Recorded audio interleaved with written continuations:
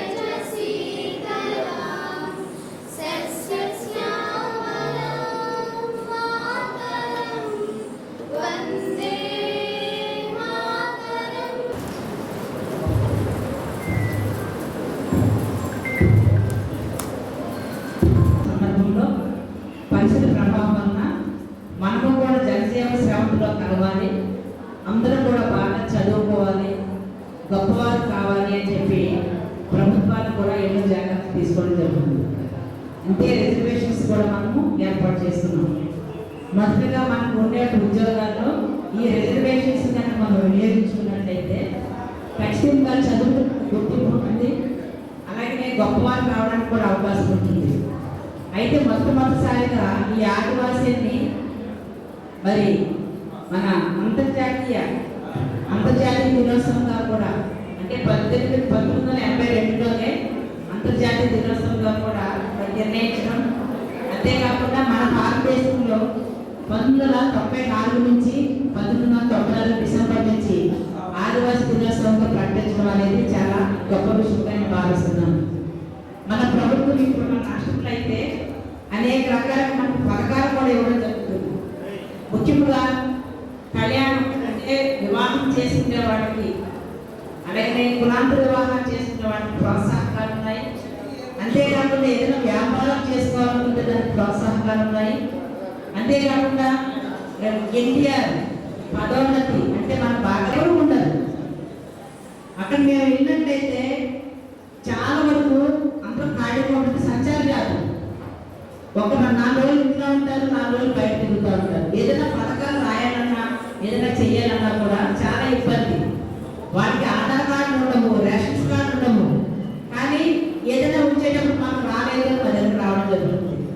అంటే ఒక చోట కనుక నివాస ప్రాంతాన్ని కనుక ఏర్పరచుకున్నట్లయితే మీకు గౌరవం ఉంటుంది, గుర్తింపు ఉంటుంది, ప్రభుత్వ పథకాలు రావడానికి అవకాశం ఉంటుంది. అంతేకాకుండా మెయిన్గా మనకి ఈ రోజున ఆధార్ కార్డు అంటే చాలా చాలా ఇంపార్టెంట్. ఈ ఆధార్ కార్డు కనుక లేకపోతే మనకి ఏమాత్రం గౌరవం ఉండదు, గుర్తింపు కూడా ఉంటుంది. ఒక పథకం రావాలన్నా, మీరు చదువుకోవాలన్నా, ఏదన్నా కావాలంటే ఆధార్ కార్డు అంటే చాలా ఇంపార్టెంట్ అది. అంతేకాకుండా మనకి శుభాకాంక్షలు తెలియజేస్తున్నాను. ఆదివాసీలు అంటే ఎస్టీల్లో అనేక తెగలు ఉండడం అంటే వాస్తవం. అందరినీ కలిపి ఎరుకల వాళ్ళు, అనాథులు, ఇంకా సంచార జాతులు వాళ్ళు రకరకాలుగా ఉన్నారు. వీళ్ళందరినీ కలిపి ఎస్టీగా మనము పిలుచుకుంటున్నాం. అయితే ఈ రోజున ఈ సంచార జాతులైన ఆదివాసీలైన అడవుల్లో ఎక్కువగా ఉండే వాళ్ళని మంత్రి శాఖ మంత్రి గారు లోకేష్ గారు కూడా మరి వైజాగ్లో మీరు చూసే ఉంటారు. వాళ్ళకి కూడా చదువుకోవడానికి బస్సు సౌకర్యాలు లేకపోతే బస్సులు, అలాగే రోడ్ సౌకర్యాలు ఇవన్నీ కల్పించి గిరిపుత్రులు కూడా బాగా చదువుకోవాలి, వాళ్ళు కూడా సమాజంలో గౌరవమైన పాత్ర పోషించాలని చెప్పి మరి అనేక రకాలుగా కూడా మన ప్రభుత్వం ముందుకు రావడం జరుగుతుంది. అలాగే బాగా చదువుకున్నటువంటి లాయర్లు కనుక చదివినట్లయితే వాళ్ళకి కూడా మరి వాళ్ళు ఎవరి దగ్గర అయితే మరి ప్రాక్టీస్ చేయబోతున్నారో వాళ్ళు వెళ్ళకపోవడానికి మరి నెలకి కూడా కొంత అమౌంట్ ఇవ్వడం, అలాగే వాళ్ళు సొంతంగా ప్రాక్టీస్ పెట్టుకోవడానికి ఒక ఆఫీస్ని తయారు చేసుకోవాలనుకుంటే దానికి సంబంధించిన ఎక్విప్మెంట్ కోసం కూడా మరి ప్రభుత్వాల ముందుకు రావడం కూడా జరుగుతుంది. ఇలా ప్రతి విషయంలో కూడా మరి ప్రభుత్వాలు ఏదైతే మనకి పథకాలు ఇస్తున్నారో ఆ పథకాలతో పాటు మనంతటి మన కాళ్ళ మీద మనం నిలబడడానికి కూడా మరి ఇంతకు ఉన్నటువంటి అవకాశాలు కూడా మీరు అందిపుచ్చుకోవాలి. ఎవరి మీద మనం ఆధారపడతామో ఆధారపడేటప్పుడు మాత్రమే మనం ఏ ముందుకు పోవడానికి అవకాశం ఉండదు. మన కాళ్ళ మీద మనం నిలబడాలి అంటే ఇలాంటి నాయకులు చాలా మంది ఉన్నారు. మనకి ఏ పథకాలు ఉన్నాయి, మనం చదువుకుంటే మనకి ఏం వస్తుందని ఇంకా మనం తెలుసుకోకపోవడం. కంప్యూటర్ యుగంలో ఉన్నాము, సాంకేతిక పరిజ్ఞానం బాగా పెరుగుతుంది. అయినప్పటికీ కూడా ఇంకా మనం వెనకబడుతూ సంచార జీవనాన్ని జీవించడానికి అలవాటు పడుతున్నాము, దానికి ఇష్టపడుతున్నాము. అలాగే నేను కుటుంబ నియంత్రణ మనం చూస్తున్నాము. మరి గిరిజనుల్లో కుటుంబ నియంత్రణ చాలా తక్కువ. ఎందుకంటే పిల్లల్ని విపరీతంగా కంటారు, వాళ్ళకి చదువుకి అవకాశం కనిపించదు. నేను చెప్పాను కదా, 18 చెరుకు పాలనలో ఉంది, ఎస్టీ కాలనీ ఉంది. అక్కడ పిల్లలు చంకలో పెట్టుంటాడు, కడుపులో పెట్టుంటాడు, చేతిలో పెట్టుంటాడు. ఎందుకు పిల్లల్ని కన్నాము అంటే వాడికి సరైన చదువు సదుపాయం చాలా ఇంపార్టెంట్. చదువు ఒక్కటే మన యొక్క జీవన విధానాన్ని మన తలరాత్రులు మార్చేది చదువు. కాబట్టి అలాంటి చదువు వైపు వాడిని తీసుకెళ్ళినట్లయితే మనం ఎక్కువ మంది పిల్లలు కన్నా వాళ్ళని పోషించడం అనేది చాలా భారంగా ఉంటుంది. మన ఎందుకంటే ఒక ఉద్యోగమో లేదంటే ఒక వ్యవసాయమో లేదంటే ఏదైనా ఉన్నతమైన పదవిని స్వీకరించినప్పుడు మాత్రమే మనం సరైన అవకాశాలు కల్పించుకోవడం. మనకందరికీ స్ఫూర్తిదాయకం కావాలి. అంటే 1982లో జెనీవాలో ఆదివాసీ జనాభాపై అసెంబ్లీలో మొదటి ఐక్యరాజ్య సమితి ఆపరేటింగ్ అసోసియేషన్ వాళ్ళు దీన్ని వేరు చేయడానికి ప్రతి సంవత్సరం ఆగస్టు 9వ తేదీ అంటే ఈ రోజున ప్రపంచ ఆదివాసీ ప్రజల అంతర్జాతీయ దినోత్సవంగా జరుపుకోవడానికి నిర్ణయించుకున్నారు. ఆ రోజు నుంచి మనం నిర్ణయించుకున్నాం.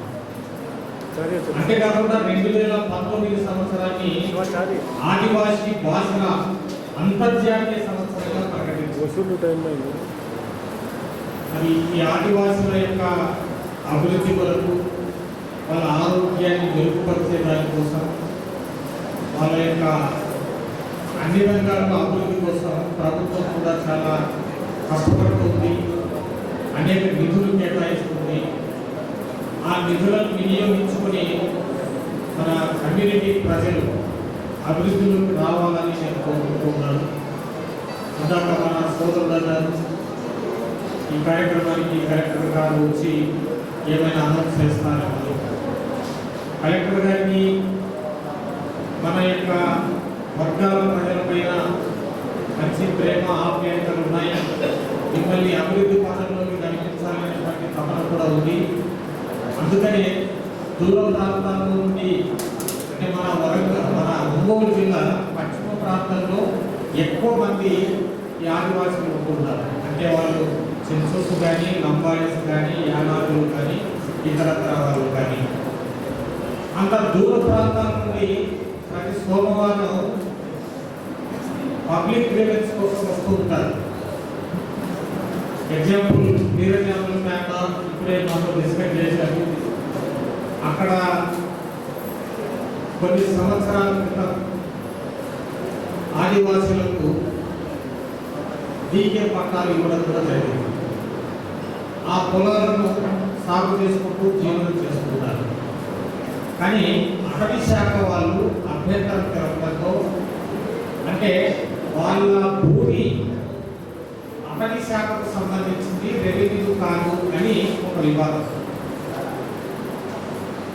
దీన్ని నేషనల్ ఎస్టీ కమిషన్ దృష్టికి కూడా మన నాయకులు తీసుకోవడం జరిగింది.